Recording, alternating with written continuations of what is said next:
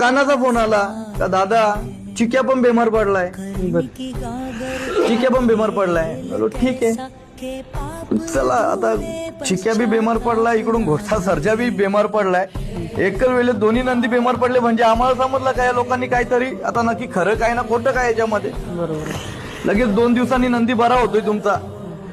त्याच्यानंतर चिक्या आणि मेहरबान पैरा झाला होता. चिक्या आणि मेहरबान पैरा झाला होता. दीपक शेठ पाटील चिरले कुशेगाव मध्ये.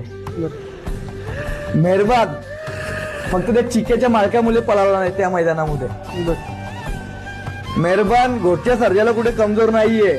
बरोबर आहे. जर आताच्या घडीला मेहरबान कडेनी पळतोय ठामपणे, कडेनी पळणाऱ्याला डिमांड असतो. आताच्या घडीला माझ्या हिशोबाने 90% मी मेहरबानला देईल, 80% मी घोटच्या सर्जाला देईल माझ्या दृष्टिकोनामध्ये अनुभवानुसार.